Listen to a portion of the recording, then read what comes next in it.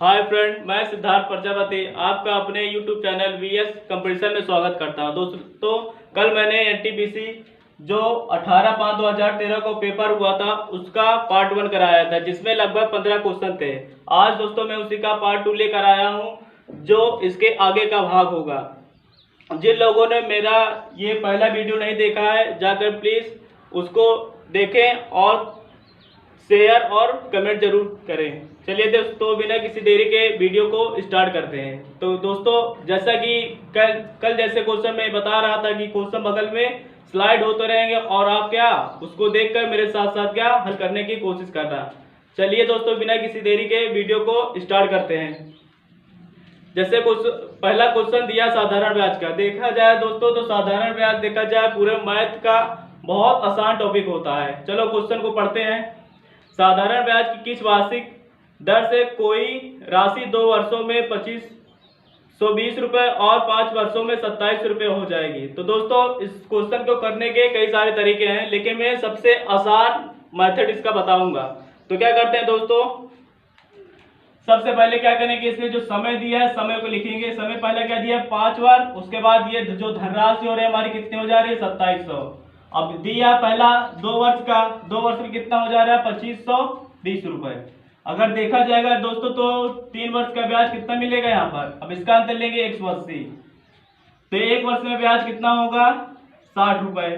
दोस्तों, इसमें जो साधारण ब्याज होता है हर वर्ष का ब्याज बराबर मिलता है। तो दोस्तों, ये जो मिश्र धन दिया है 2 वर्ष के लिए दिया है, तो हमको निकालेंगे 2 वर्ष का ब्याज। तो 2 वर्ष का ब्याज कितना हो जाएगा, जब 1 वर्ष का 60 रुपए तो 2 वर्ष का कितना होगा 120 रुपए।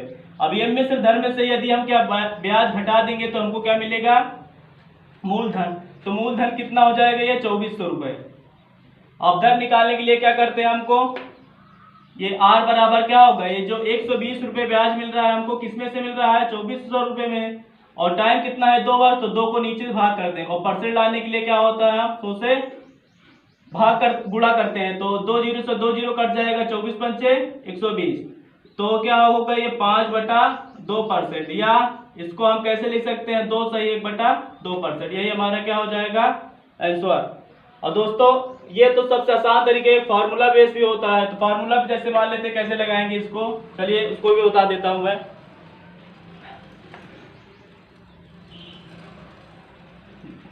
हम जानते हैं कोई मिश्र धन बराबर क्या होगा। कोई मिश्र धन में यदि क्या कर दिया जाए ब्याज जोड़ मूलधन और उसी में ब्याज जोड़ दिया जाए, वही टोटल हमारे मिश्र धन के बराबर होता है। तो ये जो 2700 रुपये हो जा रहे हैं 2520 रुपये हो जा रही है, क्या है मूलधन दिया है। तो ये बराबर यदि हम क्या इसमें पी कॉमन ले लेंगे और एस आई बराबर क्या होता है पी आर टी, तो क्या बचेगा आर टी बटे में क्या होगा 100। ये समीकरण नंबर 1 मान लेंगे। तो पहले के लिए A1, ये दूसरे के लिए क्या मूलधन तो समान ही रहेगा। और दर कितना दिया है, दर ही हमको निकालनी है। समय दिया अलग दर, तो इसको T1 मान लेंगे। इसी प्रकार समीकरण नंबर 2 निकाल लेंगे। तो P और ये क्या हो जाएगा R, और ये क्या होगा T2 बटे में 100। समीकरण नंबर 2, ये समीकरण 1 में 2 से भाग दे देंगे तो क्या हो जाएगा A1 बटे में A2। P से P क्या होगा कैंसिल, 100 का अंदर गुणा कर देंगे 100, और प्लस क्या होगा RT1 और बटे में क्या होगा 100 प्लस क्या होगा RT2।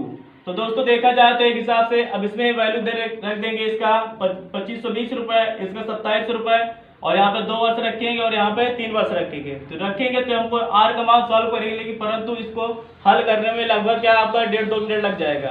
तो इस मेथड को मैं क्या सही नहीं मानता हूँ। वो जो पहला मेथड बताया वही क्या हमारा एकदम परफेक्ट है। तो चलो दोस्तों अगले क्वेश्चन की तरफ बढ़ते हैं। अब देखो दोस्तों, ये दूसरा जो क्वेश्चन दिया है मेंसुरेशन का दिया है किसी दिन 5 सेंटीमीटर बारिश हुई तो 2 हेक्टेयर क्षेत्र में कुल पानी का कितना आयतन होगा। तो दोस्तों, इसमें आपसे थोड़ा एक फैक्ट आपको याद रहना चाहिए कि हेक्टेयर क्या होता है। ये 1 हेक्टेयर कितने क्षेत्रफल के बराबर होता है। तो मान लेते हैं कोई खेत है,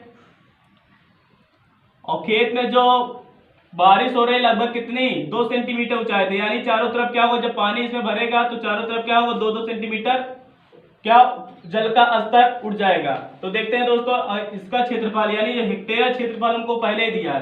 तो हम जानते हैं 1 हेक्टेयर बराबर कितना होता है, 1 हेक्टेयर बराबर होता है 10,000 मीटर स्क्वायर। अब कितने हेक्टेयर क्षेत्रफल खेत का है? 2 हेक्टेयर, तो 2 का गुणा कर देंगे, कितना हो जाएगा ये?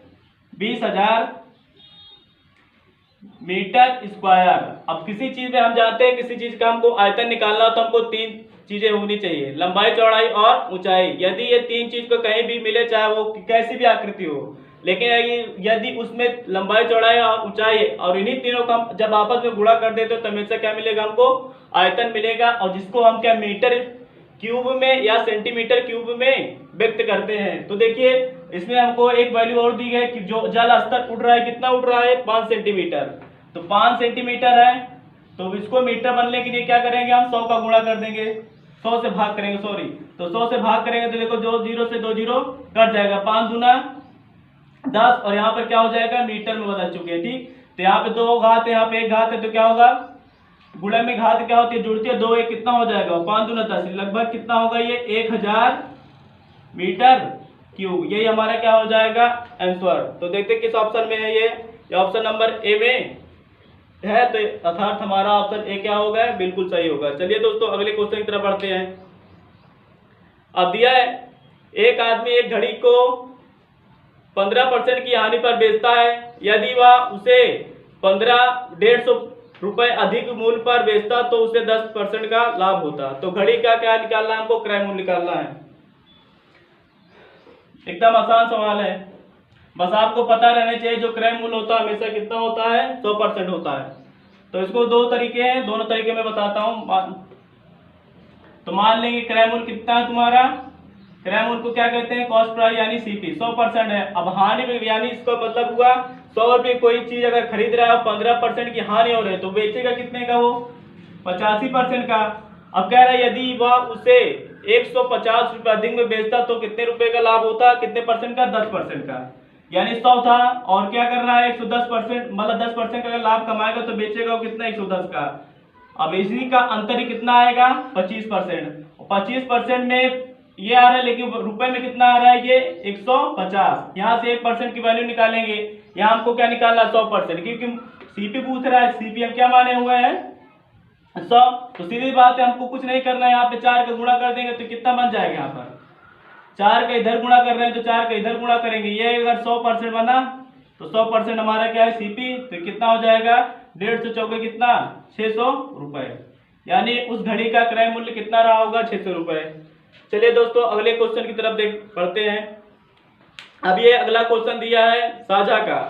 साझा में हमेशा लाभ होता है किनमें? पूंजी और समय के अनुपात में, कि कोई व्यक्ति है जितने अधिक तक पूंजी लगाएगा उसको उतना अधिक लाभ होगा, या कोई पूंजी जितने अधिक समय तक लगाता है उसको अधिक उतना लाभ होता है। तो केवल इसमें हमको जब भी साझे की सवाल निकाले तो हमको क्या निकालना है? पूंजी या समय में रेशियो निकालना होता है।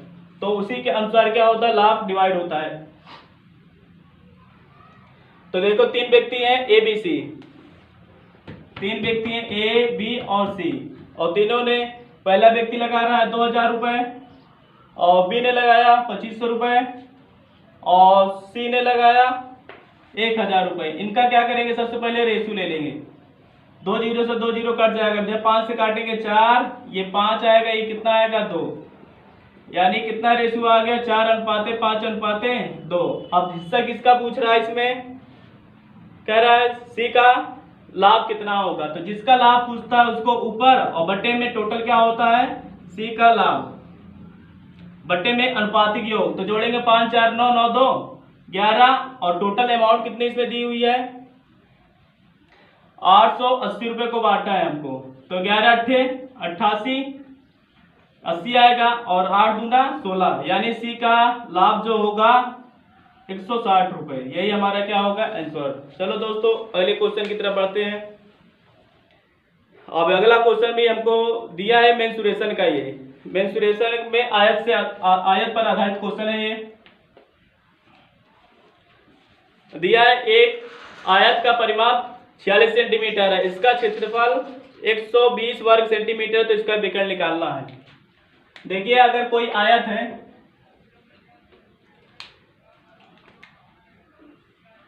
यदि कोई आयत है, यदि आयत में क्या एक विकर्ण खींचे, विकर्ण क्या होता है, एक कोण से दूसरे कोने से मिलाने वाली रेखा ही क्या विकर्ण कहलाती है। तो हमेशा जो कोई अगर आयत है, आयत का विकर्ण जो आयत को क्या दो समकोण त्रिभुज में विभाजित करता है। तो इसमें क्या लंबाई हमेशा बड़ी होती है, लंबाई यल होगी और जो चौड़ाई क्या होती है बी है, तो इसको 20 लिखते हैं। अब क्या दिया आयत का परिमाण, तो P बराबर क्या होता है 2l प्लस कितना b, और परिमाप इसमें कितना दिया है इसको 46, तो l प्लस b, इसको हल करेंगे तो l प्लस b बराबर कितना आ जाएगा 23। अब इसका क्षेत्रफल क्या, आयत का क्षेत्रफल लंबाई गुणे चौड़ाई होता है, यानी l इंटू बी बराबर दिया हमको 120। अब क्या करते हैं, चाहे तो दोस्तों इसको सॉल्व करेंगे तो ये दो समीकरण बनेगा, लेकिन हमको यहाँ पे बहुत छोटी वैल्यू तो हम लोग क्या बहुत आराम से सोच सकते हैं। जैसे हमको क्या सोचना है कि जोड़ने पर कितना 23 आना चाहिए और गुणा करने पे 120, तो सीधी बात एक ही वैल्यू हमारे दिमाग में आती है, सीधी बात। सर लंबाई बड़ी हो तो लंबाई क्या मान लेंगे हम 15, और बी को अगर यदि मान लेते हैं हम 8, तो देखो 15 8 कितना 23 भी होता है और 15 8 कितना होगा 120 भी होता है, यानी ट्रिपलेट बन गया है। ट्रिपलेट क्योंकि ट्रिपलेट वही काम करता है जहां पे क्या होता है समकोण त्रिभुज होता है, इसलिए मैंने बताया कि आयत में अगर कोई विकर्ण है तो दो समकोण त्रिभुज में उसको विभाजित करता है। यदि लंबाई ये 15 है और ये कितना 8 है, तो सीधी बात एक कण कितना होगा, क्योंकि 90 के सामने वाला कण ही होता है ना, तो क्या करें 15 का स्क्वायर 225 और 8 का स्क्वायर कितना होगा 64, तो 64 225 कितना 289, 289 के वर्गमूल 17, यानी विकर्ण बराबर कितना आ जाएगा आंसर इसका 17 सेंटीमीटर। लगाने का एक तरीका और भी है, तो हम इसमें अलजेब्रा पुट करते हैं। जैसे हमको a प्लस बी बराबर 23 दिया है, तो हम क्या निकालेंगे l माइनस बी का होल स्क्वायर बराबर l प्लस बी का होल स्क्वायर माइनस क्या होगा 2l बी, लेकिन ये क्या होगा बहुत लंबा जाएगा, तो क्या करते हैं हम ये हमारा ये बस हमको ट्रिपलेट याद रहना चाहिए। तो देखा जाएगा ये लंबाई अगर 15 निकली है, ये चौड़ाई कितनी हमारी कितना 8 अगर मान लेते हैं, तो देखो जोड़ने पर 23 आ भी रहा है और गुणा करने पे 120 हो भी रहा है, और 15 8 और 7 17 आपस में क्या होते हैं ट्रिपलेट बनाते हैं, तो इसलिए इसका उत्तर हो जाएगा 17 सेंटीमीटर। चलिए दोस्तों अब अगले क्वेश्चन की तरफ बढ़ते हैं। दिया है 110/3 में कितने 1/9 शामिल हैं। देख एकदम आसान क्वेश्चन है।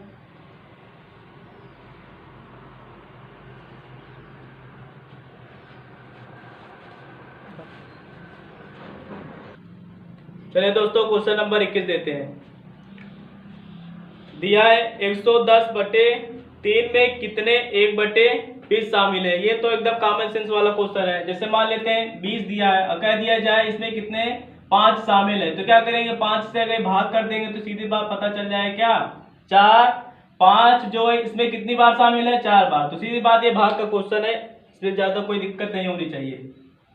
तो 110/3 और जब भाग करेंगे तो क्या होगा 9 पलट के ऊपर चला जाएगा, यहाँ पे 1 होगा, काटेंगे 3 त्रिक 9 11 3 33, तो इसका उत्तर कितना आ जाएगा 330। ज्यादा कुछ नहीं करना इसमें। चलिए अगले क्वेश्चन की तरफ बढ़ते हैं। अब दिया है 57 56 में किस संख्या को जोड़ने पर 9 से विभाज्य होगा। तो ये भी क्या विभाज्यता के नियम यानी नंबर सिस्टम पे आधारित है। 56 दिया और कितना 57 56, तो 9 को हमको विभाज्यता के नियम आना चाहिए। तो 9 का विभाज्यता नियम क्या आता है, यदि सभी अंकों का योगफल 9 का गुणज होगा तो वो संख्या हमेशा किससे कटती रहेगी 9 से कटती रहेगी। तो क्या करते हैं सभी को जोड़ते हैं, देखते हैं 7 5 12 12 5 17 17 और 6 कितना 23। 23 से मतलब 9 23 के बाद 9 से विभाजित होने वाली संख्या क्या होती है 27। तो सीधी बात है 23 में 27 होने के लिए कितना जोड़ना होगा हमको 4। तो ये क्या होगा 9 से क्या होगा पूर्णतः विभाजित, अर्थात हमारा 4 क्या होगा आंसर होगा। चलिए दोस्तों अगले क्वेश्चन की तरफ बढ़ते हैं। ये सरलीकरण का क्वेश्चन दिया गया है। दिया है 2 की पावर x प्लस 4 माइनस 2 की पावर x प्लस 2 बराबर 3। तो पूछ रहा है x की वैल्यू क्या होगी। तो ऑप्शन से इसको चाहे देख सकते हैं और चाहे तो वैसे हल करते हैं, आसान क्वेश्चन है। दिया है -1 और बी ऑप्शन में दिया है 1 और सी ऑप्शन में 2 दिया है और डी ऑप्शन में -2। अब दोस्तों इसमें आप प्लस वाला नहीं ले सकते। प्लस वाला क्यों नहीं ले सकते कि 2 की चाहे जितनी भी घात होगी हमेशा क्या देगा सम संख्या देगा। तो सम संख्या देगा तो कभी 3 आने का स्कोप नहीं है। तो दोस्तों क्या करते हैं, हम इसको छोटा करेंगे तो सीधी बात है -2 से ही स्टार्ट करते हैं, या तो -1 से रखें या -2 से। तो यदि हम रखते हैं -2, यदि x बराबर हम क्या मान लेते हैं -2, तो देखो इस समीकरण को संतुष्ट करता है कि नहीं।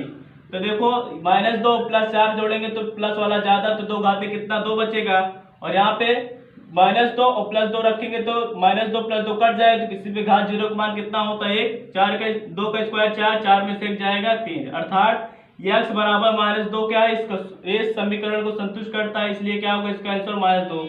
अब दोस्तों इसको लगाएंगे कैसे उसको भी आगे देखते हैं। तो क्या करेंगे, हमको भी ये पता है कि गुणन में घात क्या होती है, जुड़ती है, तो हमको ऐसे इसको लिख सकते हैं 2 की पावर x और 2 की पावर यहाँ पे लिख सकते हैं हम 4, और माइनस लगा तो इससे कोई मतलब नहीं है। इसी तरह से इसको भी खंडित करेंगे 2 की पावर x और यहाँ पे कितना होगा 2 की पावर 2 बराबर क्या है 3 है, 3 तो रहेगा ही। अब इसमें क्या है 2 की पावर क्या है x कॉमन ले लेंगे। अब देखें 2 की पावर 4 मतलब कितना होता है 16, और यहाँ पे 2 की पावर 2 मतलब कितना होता है 4 बराबर 3। अब 2 की पावर x और ये कितना बचेगा यहाँ पर इंटू में 12 बराबर 3, तो इसको काटेंगे 4 3 12। अब देखो ये बट्टे में चला जाएगा 2 की पावर 2x, ये 1/2। अब ये इसको हम ऐसे 2 की पावर 2 लिख देंगे। अब ये ऊपर जाएगा तो कितना 2 की पावर -2 होगा। अब घात की तुलना कराएंगे, क्योंकि आधार सेम है तो घात की क्या कर लेती है तुलना कर ली जाती है। यदि घात सेम होता तो आधार की तुलना कर लेते हैं, तो x बराबर हमारा क्या आ जाएगा -2। चाहे तो इसको लेके हम ये कोई बड़ी वैल्यू नहीं तो इसको तो ऑप्शन से हल करना क्या होगा ज्यादा सही होगा। चलो दोस्तों आज का ये हमारा लास्ट, अभी 2 क्वेश्चन और है देखते हैं। ये कर्णिक घातांक से संबंधित क्वेश्चन दिए हैं लास्ट वाले।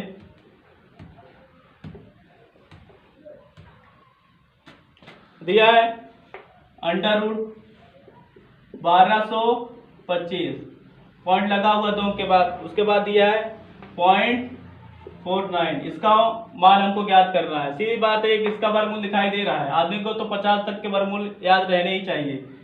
वर्गमूल कितने का है 35 का। अब लेकिन बात आती है दशमलव वाली, तो करने के अंदर कितने अंक के बाद दशमलव लगा 2 अंक के बाद, तो करने से बाहर आएगा तो हमेशा कितने अंक के बाद लगेगा 1 अंक के बाद।